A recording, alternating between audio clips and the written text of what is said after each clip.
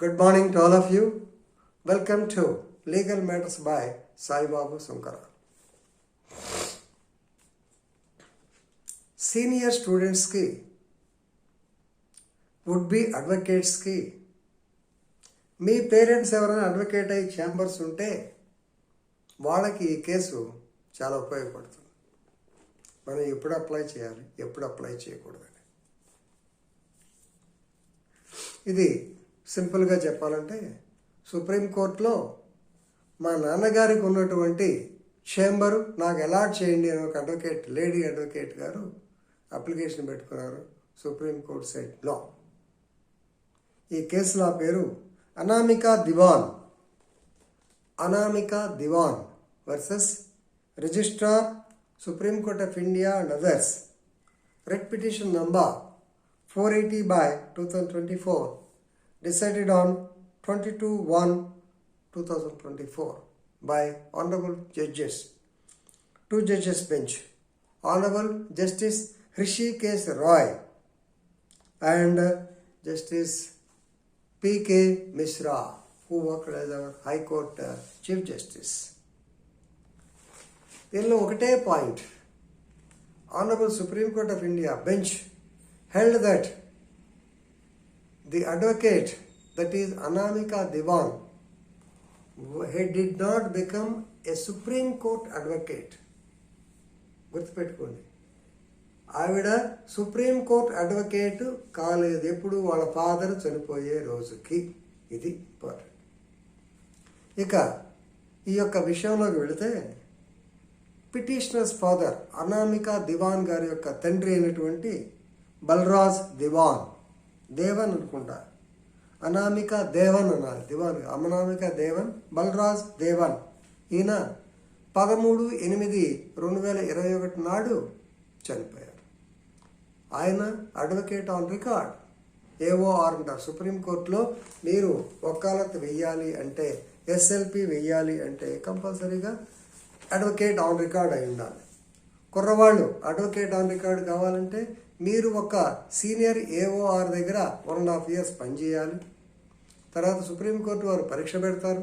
పరీక్ష పెట్టిన తర్వాత మాత్రమే మీరు సుప్రీంకోర్టులో ప్రాక్టీస్ చేయడానికి కుదురుతుంది. మరేంటి మీకు డౌట్ రావచ్చు, సార్ మీరు సెక్షన్ 30 ఆఫ్ ది అడ్వకేట్స్ యాక్ట్లో 1961లో ఒకసారి మీరు అడ్వకేట్గా ఎన్రోల్మెంట్ అయితే దేశంలోని ఏ కోర్టులో అయినా ఇంక్లూడింగ్ సుప్రీంకోర్టులో ప్రాక్టీస్ చేస్తుందని చెప్పారు కదా అని మనల్ని ప్రశ్నిస్తారు.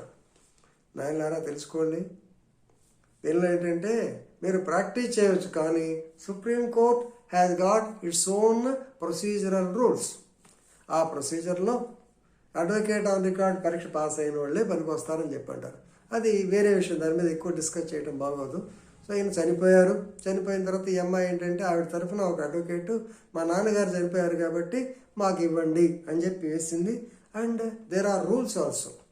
ఈ రూల్ ఏంటంటే rule 7B of lawyers chambers with in bracket allotment and occupation rules.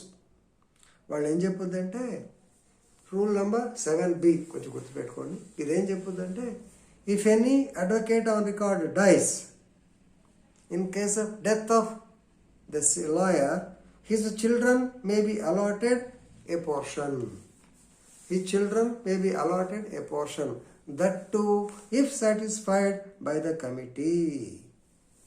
If satisfied by the committee that the applicant, ఎవరైతే అప్లికేషన్ పెట్టారో వాళ్ళు is practising in the supreme court. Simply to say, ఒక supreme కోర్టులో practice చేసే advocate గారు చనిపోతే వాళ్ళ పిల్లలు సుప్రీం కోర్ట్ అడ్వకేట్ అయి ఉంటే ఒక పోర్షన్ ఛాంబర్లో ఒక పోర్షన్ ఇవ్వచ్చును, 50% ఇవ్వవచ్చును అనేటువంటిది రూల్, రైట్.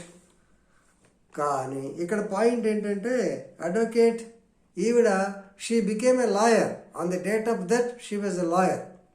ఇది 13/8/2020 నాడు ఆవిడ అడ్వకేట్ అయింది. కానీ she was not enrolled with the supreme court advocates association.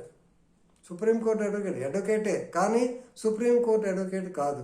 Supreme court advocate కాకుండా సుప్రీంకోర్టులో ప్రాక్టీసింగ్ అడ్వకేట్ కాకుండా ఉంటే కుదరదు.